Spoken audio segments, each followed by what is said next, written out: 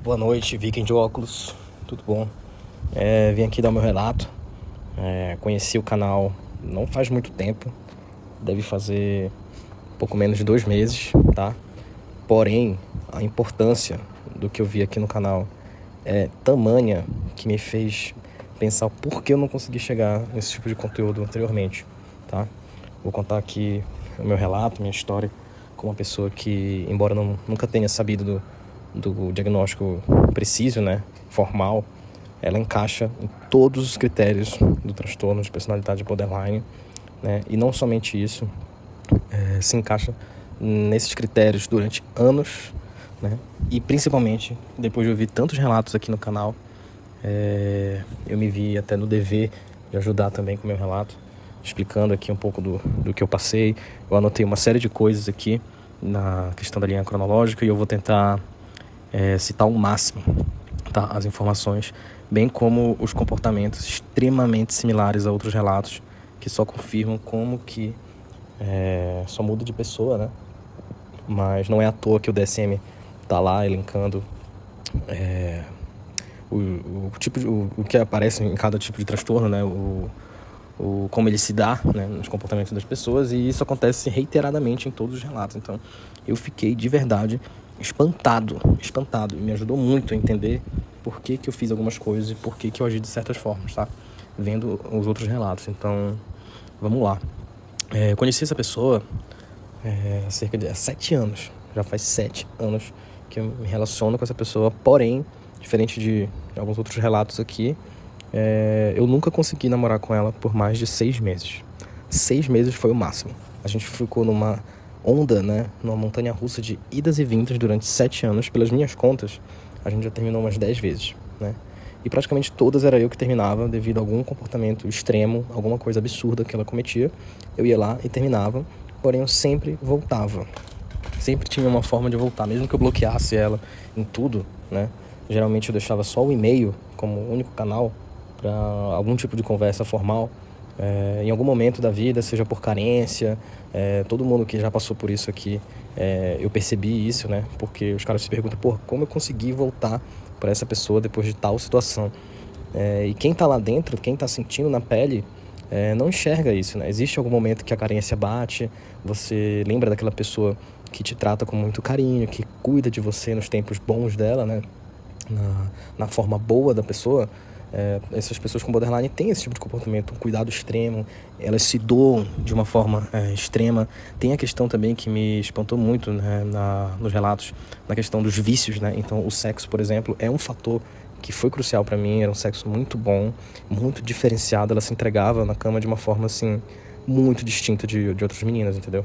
Eu achava ela bonita pelo jeito que ela é. Eu gosto de mulher magra, bem magra, né? Não é o tipo que alguns amigos meus falavam. Então alguns deles falavam, poxa, você tem tantas outras opções aí e tal, ela nem é tão bonita assim. Eu falava, cara, não, ela é bonita sim, ela tem o seu valor, entendeu? Então eu tinha um apego sexual muito grande, assim, pelo jeito como ela se entregava. Então ela tinha essa forma, né, essa e outras formas de conseguir prender a nossa atenção e fazer com que mesmo meses depois, né, porque todo esse relacionamento que eu vou contar foi praticamente à distância, a gente tinha que se ver em períodos determinados e assim, eram muitas formas de manipulação. Então, depois de meses sem falar com ela, eu ia lá e ficava com carência, mandava mensagem, ou devido aos amigos em comum, como eu vou contar aqui, tá? Então eu fiz essa introdução aqui para já mostrar que os comportamentos dela são muito similares ao que a gente vê em todos os outros casos aqui que já foi contado nos relatos. Então, eu conheci ela em 2017, tá? A minha família mora em Belém do Pará, e eu saí de lá para estudar, vim para cá, para São Paulo, né? E na época que eu tava no ano da minha formatura, né? Eu ia me formar como militar. Eu ia muito para Belém, todo ano, várias vezes. E eu tinha meus amigos lá, grandes amigos que eu sempre... Amigos de farra, principalmente. Eram os que eu mais interagia lá. Então, em 2017, teve esse ano na minha formatura. Eu tava formando como militar e eu conheci ela numa balada, lá em Belém. Eu lembro que eu gostei muito dela, assim, à primeira vista. Ela cheia de tatuagens, assim, e com um perfil, assim, muito expansivo, muito extrovertido, muito carismática, certo? Então eu tava com meus amigos, a gente acabou conhecendo algumas amigas ali dela e tal. Todo mundo se conheceu. Teve até uma confusão lá naquele dia lá, que não tem nada a ver com a história. Uma confusão de briga, assim, que foi uma coisa depois engraçada de contar, né? Serviu de assunto. E eu lembro de pegar o número dela, né? Naquele dia, eu só nem consegui beijar ela naquele dia. Depois eu fui descobrir que ela tinha acabado de terminar o namoro com o ex dela. Ou seja, ela tinha terminado o namoro, né? Provavelmente ele terminou com ela. E ela já tava na balada, já tava, tipo, dando telefone e tudo. Ela só não beijou lá, dizendo que ela não tava a fim de expor e tal. Mas ela me passou o telefone, me passou o telefone errado.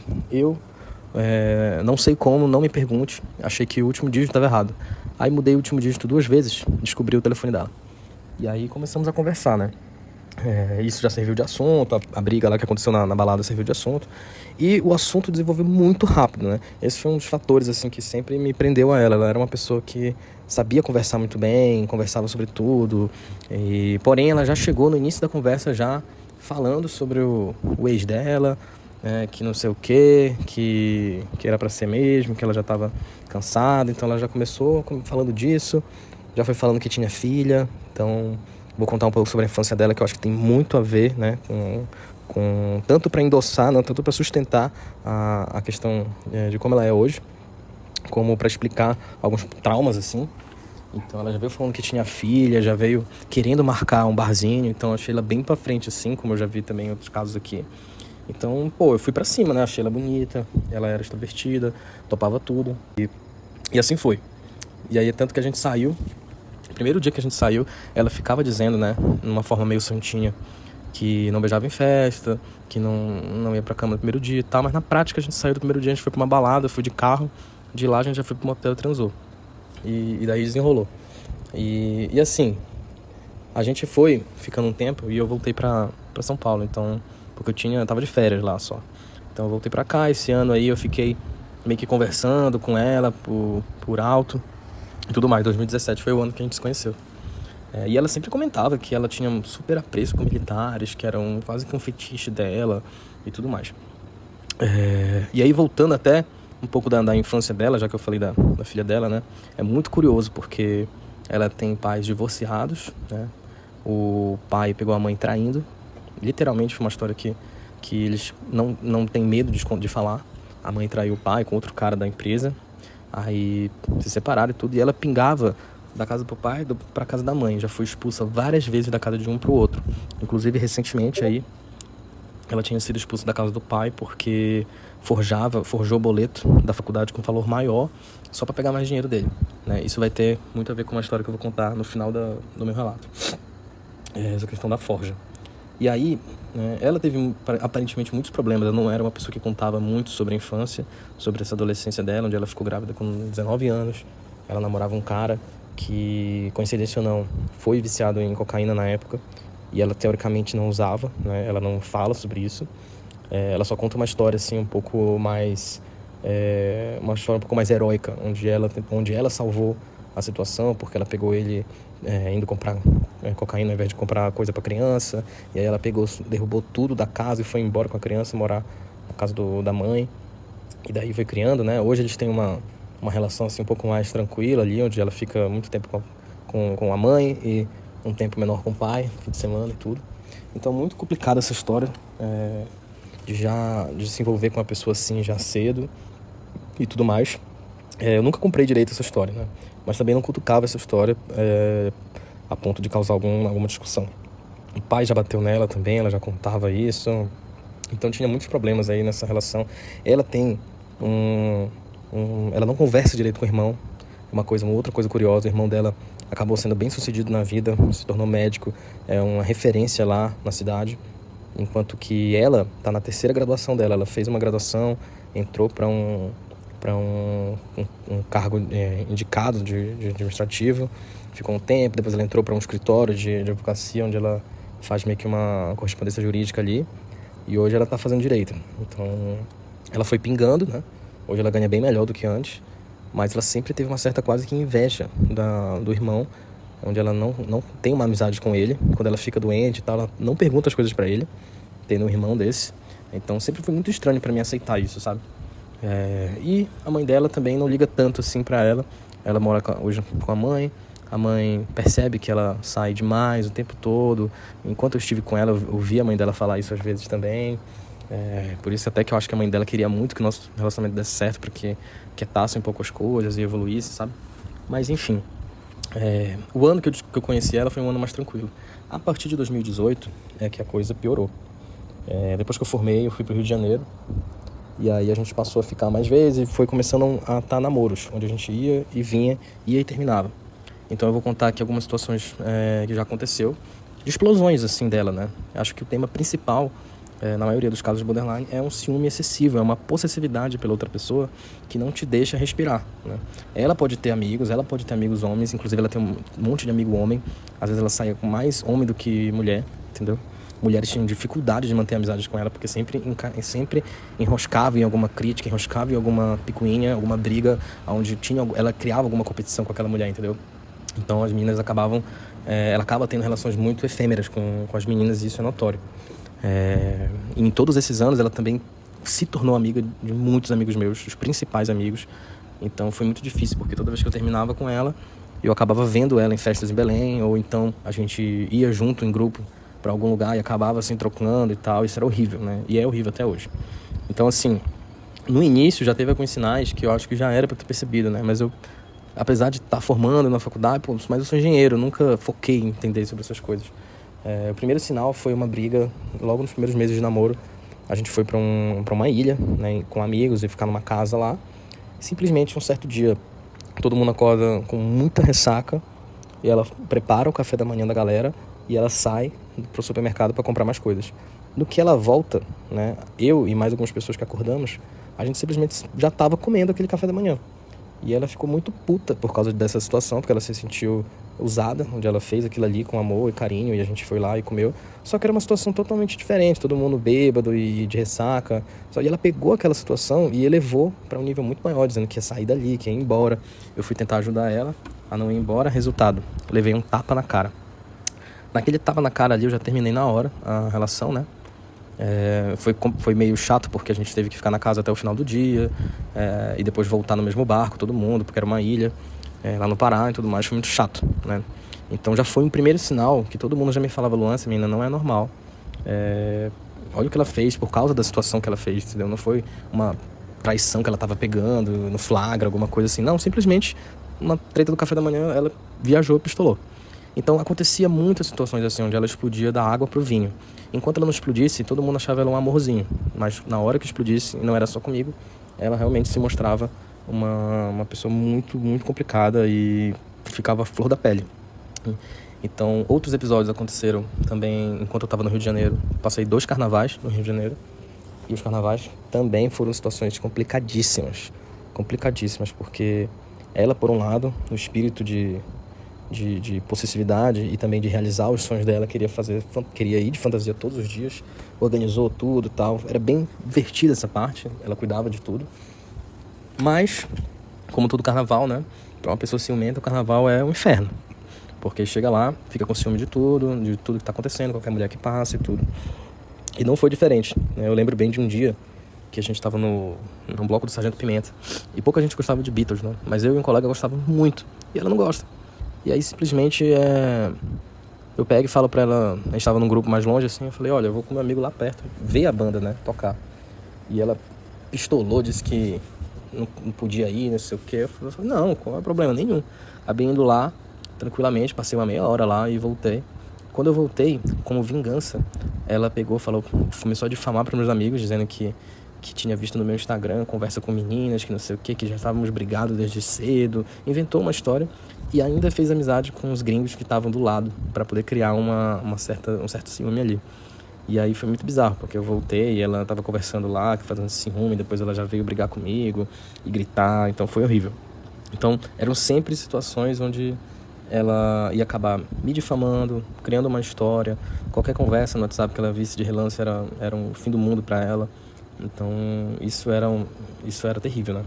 Tinha ciúmes das mulheres no meu trabalho sempre, né? Qualquer tipo de foto que eu postasse em um grupo, assim, que aparecia uma menina, ela já perguntava quem era, já queria saber. Ela fazia isso até hoje com as pessoas que viraram amigas minhas, ficaram com medo dela, né?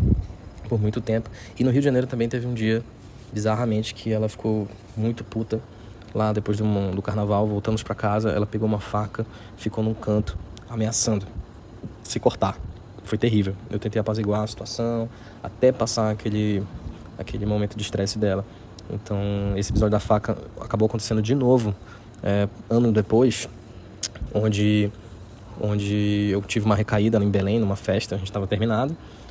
Fui pra casa dela, e no dia seguinte, quando eu acordei com uma ressaca moral muito grande. E eu queria ir embora dali. E no que eu queria ir embora, ela queria me dar café da manhã, ela queria que eu ficasse lá. Eu falei, não, eu preciso ir embora, é melhor pra gente tudo.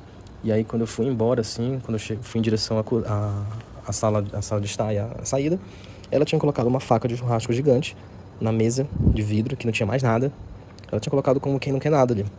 E ficou na parede, assim, pensativa. E aquilo ali me deixou com medo bizarro. Tanto que eu saí dali, às pressas, fui de escada mesmo. Não aguentei esperar o elevador.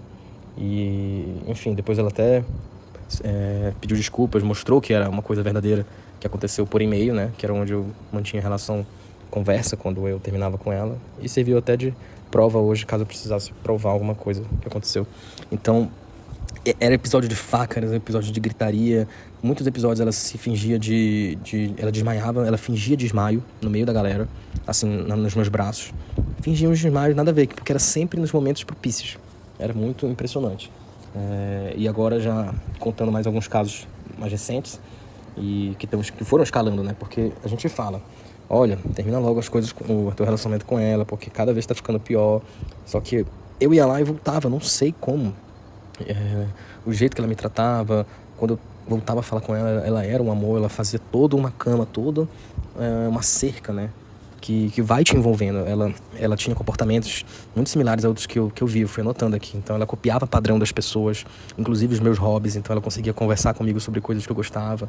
Isso distinguia muito de outras meninas, né? Tinha a questão do sexo viciante, ela adorava elogios eróticos, ela adorava, tipo assim, fantasias eróticas também. Ela chegou a me pedir várias vezes para fazer homenagem, acabou que não deu certo, mas ela tentava fazer sempre coisas diferentes na cama, transar em lugares diferentes, inóspitos também. Tudo era um desafio para ela.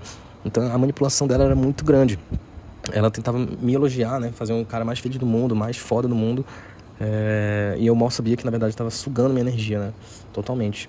Então tinha muito disso na questão da manipulação dela. Rede social, nem vou falar, né? Obrigava a remover pessoas do Instagram com muita frequência, sem base nenhuma.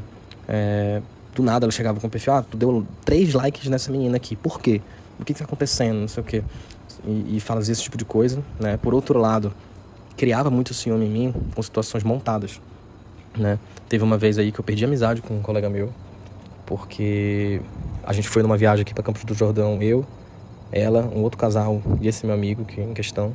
Fizemos a viagem, tudo, que ele tava solteiro, né? Aí voltamos pra cá, né? Eu moro próximo de São Paulo também. E aí, um tempo depois eu terminei o namoro, né? Deu ruim, novamente.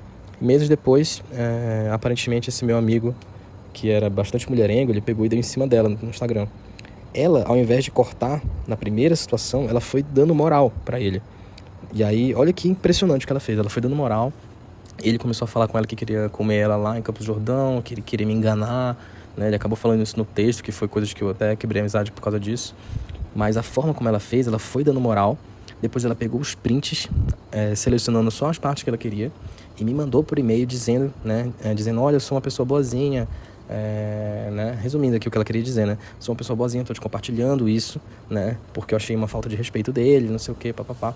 Só que ela, no texto mesmo que ela me mandava, alguns momentos ela ria da situação. Ele falava que botava o pau perto da mão dela e ela ria, que ousado, não sei o que. Tipo assim, claramente uma pessoa que não tá pra jogo, não tá querendo papo, já cortaria. Ela não, foi dando moral pra coletar mais informações, teoricamente. Ele pediu nude no print, tudo. Provavelmente ela mandou, né? Ele deve ter mandado, ela deve ter mandado.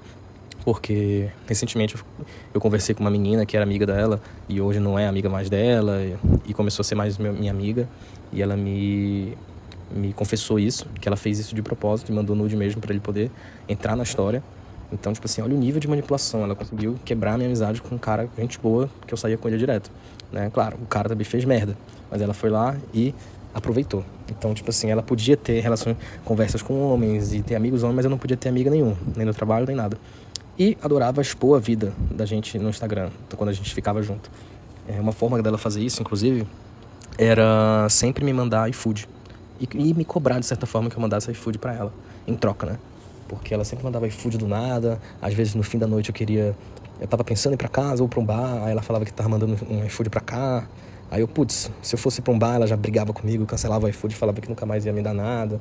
Então era uma forma dela quase que controlar onde eu tava. A distância, entendeu? Ela sempre tava tentando se fazer presente. O iFood servia pra ela cobrar que eu postasse no Instagram também. Então era nesse nível a manipulação. Então, enfim, voltando a alguns episódios mais recentes e mais críticos, né? O que aconteceu ano passado? Ano passado eu fiz meu aniversário em Belém, uma festa bem legal. E eu tava terminado com ela. Ela ficou extremamente irritada com isso, né? E o que aconteceu? Uns 2 dias depois, eu fui pra casa de um amigo, uma resenha, um churrasco. E infelizmente ela tava lá, por causa dos amigos em comum. E como ela já tinha dominado a amizade com... Não dominado assim, né? Mas com algumas pessoas ela tinha se tornado amiga. Então esses meus amigos sempre estavam numa saia justa, porque eles gostavam de mim, mas tinham virado amigo dela. E ela também fazia uma coisa esperta. Ela tinha dinheiro, ao diferente de outras meninas que andavam na roda, ela tinha dinheiro para, às vezes, pagar a entrada de um amigo na festa, pagar umas cervejas. Então, quem não ia gostar, né? Tipo, alguns amigos acabavam se deixando comprar por causa dessa situação, principalmente os que estão mais lisos. Mas, enfim, ela estava lá e, devido ao aniversário que ela não tinha sido convidada, começou a lançar umas farpas na roda e tudo. E aí, em um certo momento, eu fui responder ela, não gostei do que ela comentou. Falei, inclusive, que não era o momento ali da gente ficar discutindo aquilo ali, não sei o quê. E ela pegou, levantou, ela estava próxima de mim. Ela pegou, levantou e cuspiu na minha cara, simplesmente. Naquele dia eu achei bizarro. Cuspiu na minha cara, limpei, não fiz nada. Todo mundo ficou puto com ela. Entretanto, eu, de novo, errando na situação, né? Poucos dias depois, acabei tendo uma recaída e fiquei com ela mais dias, né? Não chegamos a namorar de volta. Em todos esses momentos, a gente nunca chegava a namorar direito. Quando a gente conseguia falar que não estava namorando, durava 2, 3 meses, porque eu não aguentava. Geralmente eu vinha pra minha casa aqui em São Paulo, e ela ficava lá, e aí começava o ciclo de manipulação, de infernização na vida social, cobrando onde eu tava, querendo saber tudo, querendo ligação de vídeo o tempo todo, toda hora, todo dia, noite principalmente, e acabava a situação, né? E aí não para por aí. Em julho a gente voltou a namorar, viajamos até pra Fortaleza, no Fortal, onde a gente brigou muito também. Chegamos a brigar muito. Teve um dia que, eu lembro bem, era o dia do Safadão. A gente pagou caro no ingresso. Eu paguei caro no ingresso nosso. Chegou lá dentro com meus amigos. Ela foi falar para uns amigos que ela tava conhecendo na hora, meus, de Fortaleza. Ela, porque ano que vem a gente já vai fazer um jantar de noivado, não sei o quê. E aí eu falei, olha só que tá viajando, né? Falei de brincadeira ali, porque ela tava meio que era pra ela estar brincando, mas aparentemente não estava. E ela ficou tão puta por causa desse comentário que ela simplesmente queria ir embora. Queria ir embora da festa, entrar no início da festa, caríssimo, R$500 o ingresso. E ela ficou puta, foi todo um cuidado ali, a pessoa sentando na grama, querendo se fazer de coitadinha, vai até a catraca fingindo que vai sair e não consegue sair, entendeu? Fazendo um show. Enfim, o que aconteceu? Depois voltamos pra Belém, e aí acontece um episódio crítico aqui. São 2 episódios críticos que eu vou contar, depois de tudo isso que eu já contei, né? Primeiro episódio crítico, aniversário de um amigo nosso, que foi em agosto, 5 de agosto. Esse aniversário, ela já tava com ciúme de 2 meninas, de 2 amigas dela, e ciúmes por besteira, tipo assim, a gente tá na roda, a mina me pede uma cerveja, eu tô próximo do isopor, eu pego, ou eu abro uma cerveja pra alguém, tudo era motivo de ciúme, então ela já tava com ciúme dessas meninas. E aí o que acontece é que ela, no final, tinha muita gente ali na festa, na casa do nosso amigo, e aí de manhã, a gente ficou bebendo até de manhã. De manhã eu já tava cansando, né? Muita gente já tinha ido embora. E a gente tava cansando, e alguns amigos mais íntimos do nosso aniversariante podiam dormir no quarto dele pra poder depois acordar e voltar à diversão. E aí eu peguei e falei, olha, eu vou dormir. Aí ela pegou e falou, não, você não vai dormir no quarto do fulano, porque lá não tá só ele, tá a menina também, ela deve estar de calcinha lá. Então ela já inventou isso, né? O que é uma loucura, ela iria estar de calcinha no quarto aniversariante, que a namorada tava na própria casa. Aí eu falei, não queria discutir, né? Fui pra sala, dormi na sala. Passa um tempo, a própria namorada do aniversariante me acorda e fala pra eu ir pro quarto, que tinha ar-condicionado, e lá é quente. E aí eu fui pro quarto, e no quarto realmente tinha um colchão sozinho no chão pra mim. né? A menina estava dormindo na cama, e o aniversariante na cama também, afastado. E a própria namorada do aniversariante não tinha ficado com esse nível de ciúme. E aí pronto. Não passa muito tempo, então namorada, a minha namorada veio pra me acordar, já puxando meu pé, dizendo que não era palhaça, que ela tava vendo o que estava acontecendo ali, não estava acontecendo nada. E aí ela veio tentando me acordar, tentou pegar meu celular, não conseguiu. Quando ela não conseguiu, ela pegou o celular dela e usou de martelo e me bateu. E ela realmente me acertou na testa, 2 vezes, na testa e atrás da cabeça e no cotovelo. A porrada na testa gerou um galo gigantesco que na hora subiu o sangue, sabe? Subiu uma bola. O pessoal ficou me chamando até de Hellboy. Depois, né, que passou a situação e alguns amigos ficou brincando. Mas foi terrível, porque eu vi aquilo ali, não doeu na hora, né? Na hora nunca dói de cara. Mas aí fui pra cozinha, falava pra ela não encostar em mim, aí na hora ela mudou da água pro vinho, ela viu a merda que ela fez, ela veio tentar me ajudar, tentar passar gelo e eu afastando, e os nossos amigos falando, não, fica longe, fulano, fica longe, e tudo mais. E aquele episódio foi agressão física de verdade, com testemunhas e tudo. E dali eu peguei minhas coisas e terminei com ela, inclusive saí da cidade, fui pro interior, onde minha mãe estava no interior dos meus avós, para poder ficar afastado. Eu não sei na época o tipo de pena que me deu, que não me fez conseguir fazer o boletim de ocorrência. Eu não sei se eu pensei na filha dela, pensando na merda que podia dar, alguma coisa assim eu devia ter feito, né? Então esse episódio foi muito marcante, foi em agosto já, do ano passado. O que aconteceu na prática, né?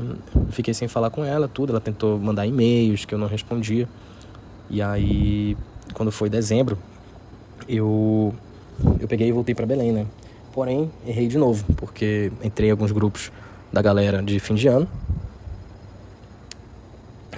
E ela começou a fazer umas brincadeiras por lá, e comigo e tal. E aí, em um certo momento, eu vacilei, eu bebi um pouco, fui lá e abri o canal pra conversar com ela, né, no PV.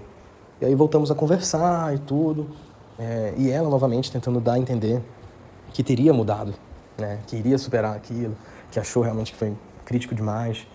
E o otário aqui foi caindo na ladainha, né? A gente foi se falando até que eu chego em Belém e a gente realmente fica, só que eu consegui ficar com ela durante 12 dias apenas, né? Eu cheguei em meados do início de dezembro, fiquei uns 12 dias com ela apenas e não durou mais do que isso, porque os primeiros dias a gente acha ótimo, né? Porque a gente tira aquele nosso atraso no sexo, no prazer, naquela companhia. Mas depois logo surgem novamente e muito intensamente as acusações de ciúmes, a pressão para eliminar pessoas da vida. Então, muito complicado nesse tempo agora. Eu nem expus, assim, nem falei que estávamos voltando de fato. Então a gente não postava nada. Eu estava com super receio de postar alguma coisa. Eu estava com medo até do que meus amigos já estavam pensando, entendeu? Porque eu tinha criticado tanto pela agressão, então por que eu estaria voltando com ela, né? Mesmo assim eu fui lá e às vezes o cara não pensa, né? Não pensa com a cabeça de cima o tempo todo, infelizmente. E aí terminei com ela mais ou menos perto do dia 20 de dezembro. Justamente porque a gente foi pra uma balada, levei meus amigos, homens, tava só com um homem. Chegou lá que ela tava com as amigas, que era um rolê que a gente foi sair separadamente. E aí ela pega e fala que se ela beijasse o promoter, ela conseguia mais desconto pra gente entrar de graça. Eu não gostei do que ela falou. Cheguei lá dentro da festa, falei pra ela. Quando eu falei pra ela, ela não aceita crítica. Não aceita crítica. Uma pessoa que não aceita estar errada. Ela começou a pistolar, a gritar. Falei, aí que eu me toquei de fato, assim. Falei, cara, não preciso disso. Eu realmente não preciso disso. Aonde eu cheguei na minha vida e tudo que eu conquistei, eu não preciso estar aqui na festa ouvindo ela gritar, sendo que ela que fez a merda. Daí eu fui, falei que eu ia no banheiro e saí da festa. No que eu saí da festa, eu mandei mensagem pra ela que tava terminando, que acabou aquela palhaçada. Ela pistolou mais uma vez num nível absurdo. Ela pegou um Uber, foi lá na minha casa, saiu da festa, pegou um Uber, foi lá na minha casa. Sorte que eu tinha ido pra outro bar, que eu queria esparecer um pouco, e eu ia esperar 2 amigos lá. Ela foi lá pra minha casa, ficou mandando foto, dizendo, olha, eu tô aqui na porta, eu vou falar pra tua mãe tudo que aconteceu, elas vão ouvir a minha verdade. Ameaçou falar com o porteiro, ameaçou gritar lá. Ela não fez nada, ela só criou ameaças. Mandava foto de visualização única, gritava com caps lock no WhatsApp, dizendo que não era palhaça, que eu agredi ela, porque ela começou a mentir sobre isso. Isso que é perigoso. Depois que ela me agrediu, ela chegou a me falar mais de uma vez que que tinha guardado fotos das agressões que eu fiz com ela e umas fotos dos hematomas que eu nunca vi na minha vida. Ou seja, aquilo ali podia dar uma merda muito grande, entendeu? Pra mim. Ela chegar lá, falar alguma coisa, mesmo que sem testemunho, né? Tudo que eu tenho contra ela é com testemunho. E ela não tem nada, porque ela criava. Alguns amigos até já chegou a ver ela entrando no banheiro e saindo arranhada, tipo, ela mesma se arranhando. Então era muito complicado. Ela fez tudo isso e a partir daquele dia tinha parado de ficar com ela. Quando deu mais ou menos metade de janeiro, né, eu já tava ficando com outra pessoa, com outra menina, que por sinal era uma antiga amiga dela, que ela tinha quebrado a amizade, mas que tinham sido muito amigas. Porém, a minha ex-namorada realmente, na hora que ela precisava, ela descartava uma amizade como se fosse um papel que joga no lixo. Ela vai, cuida da pessoa até onde ela quer. Quando a pessoa não faz direito o que ela quer, ou ela, por causa de ciúme, alguma coisa assim, ela descarta a pessoa. E aí eu comecei a ficar com essa menina, que já não era amiga dela e não gostava mais da minha ex também. E até aí tudo bem. O último grande episódio que aconteceu, né? Na verdade, ainda aconteceram alguns problemas aí nesse inteirinho aí. Isso é recente já, tô falando de dezembro e janeiro agora. Aconteceu de um dia esse episódio da cerveja na minha cara, né? E no outro episódio, a minha ex falou tanto mal da menina que eu tava ficando pra uma amiga dela, que também provavelmente tem alguns traços de borderline que eu já sei, que a outra também pegou e jogou cerveja na cara da menina que eu tava ficando, né, recentemente. Então, já foram todas essas situações bizarras que já causaram muito dano pra mim.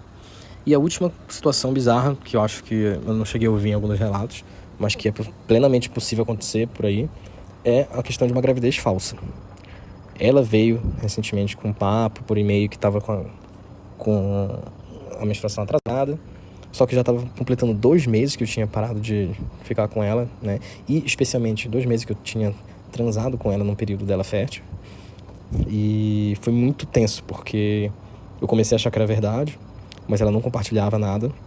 Ela mandou o teste de gravidez de farmácia todo editado no Instagram, todo bonito, com um filtro e tal, muito estranho. Ela enrolou vários dias para fazer o beta, ela me avisou, teoricamente ela estava me avisando com 2 meses de atraso de tempo, né, e 12 dias de atraso de menstruação, sendo que era o segundo ciclo de menstruação, que já tinha 2 meses. Uma história muito sem pé na cabeça. E resumo da ópera: o dia que ela foi fazer o beta, ela nunca me mandou o PDF original, nem a senha e o login. Acabou me mandando, através de um amigo, um PDF super de baixa resolução, e eu que mexo com programação, eu abri o PDF na hora, eu descobri que era falso. Eu li o número tinha uma resolução diferente dos outros, do papel, tudo errado no documento, enfim, a partir dali eu já comecei a me tocar, assim, graças a Deus, com um livramento. Falei, cara, não acredito que a gente tá passando por isso. Eu já entrei em contato com a advogada, passei a responder só com a orientação da advogada, porque ela começou a inventar essa história, recusou a fazer ultrassom, ficou inventando história, e no final das contas disse que fez um ultrassom sozinha, e descobriu que era uma gravidez nas trompas, que não ia ter bebê, que ia tomar remédios e tudo mais. Só que a gente sabe que tem todo um cuidado aí, remédios que você toma, fica em casa, ou às vezes, muitas vezes, procedimento cirúrgico.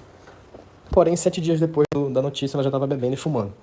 Não estava nem aí para as atitudes que ela fez. Então, tipo assim, é um nível de loucura muito grande mesmo. Ela vai te manipular num nível. Essa história da gravidez eu tive que compartilhar com minha mãe durante a semana que ela ficou sustentando a mentira, porque eu não estava aguentando mais em casa a loucura e a possibilidade de criar um vínculo com alguém que eu sabia que era louca, que não ia dar certo, que estava afetando negativamente a minha vida.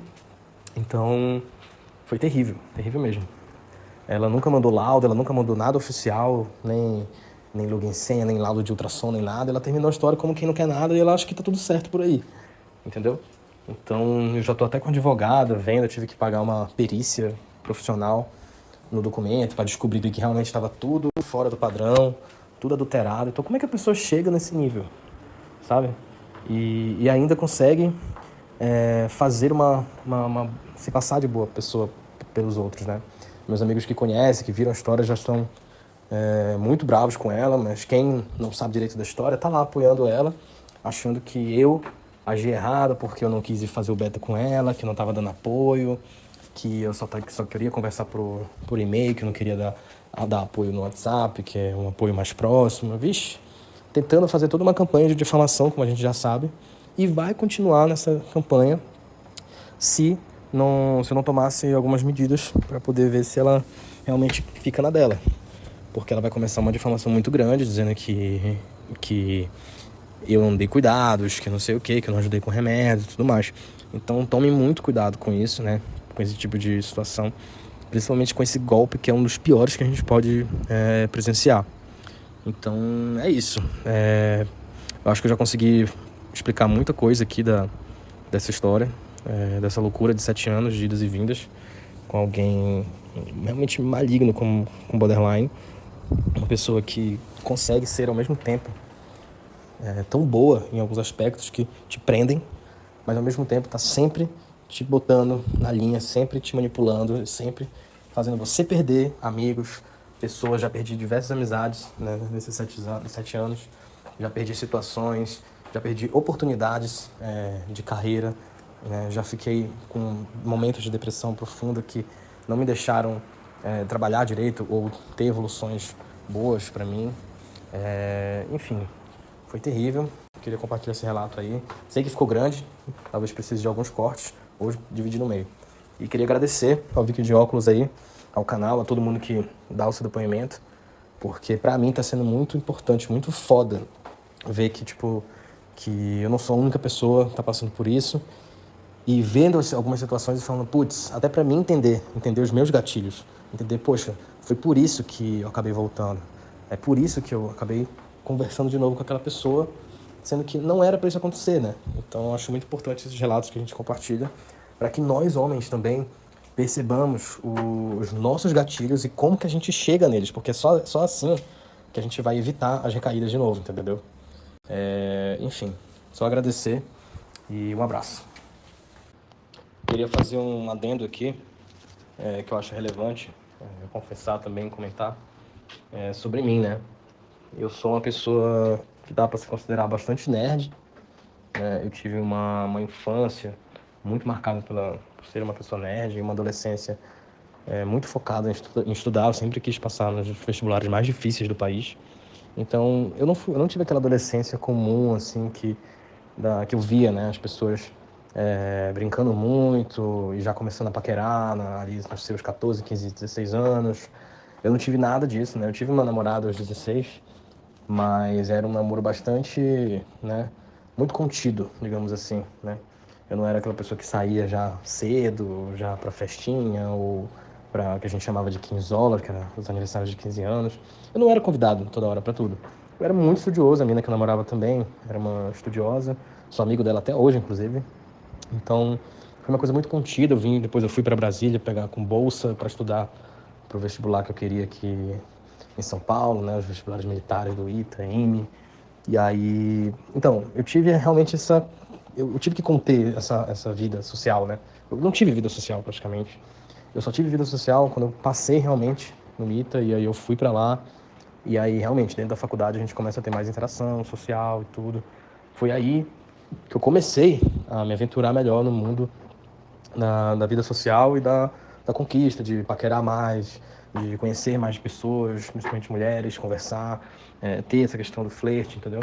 Então foi uma coisa que demorou muito a acontecer comigo, e acredito que isso possa ter influenciado, né, pelo menos a pessoa que ela escolheu para, digamos assim, atacar, tem muito a ver com a minha personalidade. Porque eu sou um cara que evita muito conflito, eu evito briga. Muitas vezes eu acabo aceitando situações para evitar brigas. E, enfim, talvez ela tenha visto em mim, né, tanto uma figura que ela queria, de alguém que pudesse fornecer é, tudo numa casa, né, por uma carreira, uma inteligência e dedicação. Ela via tudo isso, e ela via um cara bonzinho, né, que é outro tema aqui do canal. E isso tá me ajudando muito também ler sobre isso e aprender mais. Porque ela via em mim, com certeza ela via um cara bonzinho com uma carreira promissora, de dedicação pura. Então, talvez isso tenha afetado muito o fato dela ter sempre voltado atrás de mim, me perturbado, tentado manter esse vínculo, ou se entregado de uma forma tamanha que me deixou viciado. Então, hoje, olhando para trás, eu vejo muito isso, né? Eu vejo muito isso e vejo como eu não quero mais agir dessa forma, porque a gente acaba saindo perdendo, com certeza, né? O cara que é muito bonzinho vai se ferrar na mão de pessoas assim. E eu também acabei vendo, alguém falou no relato, eu li em algum lugar daqui do canal também, como que esses tipos de perfil borderline, né, vão tender a se relacionar, né, fortemente com pessoas assim, bonzinhas, porque são pessoas mais fáceis de manipular, e eu reconheço isso. Eu fui muito manipulado por ela, muito. Em diversos aspectos, em diversos momentos, seja no início ou no final, mesmo depois da agressão, a forma que a gente discutia e a forma como ela manipula e fala, te prende. Então, vendo para trás, assim, eu reconheço que o meu tipo de perfil, né, a forma como eu lidava com situações, acabou deixando ela entrar na minha vida desse jeito. E eu não quero mais ser assim. E é isso.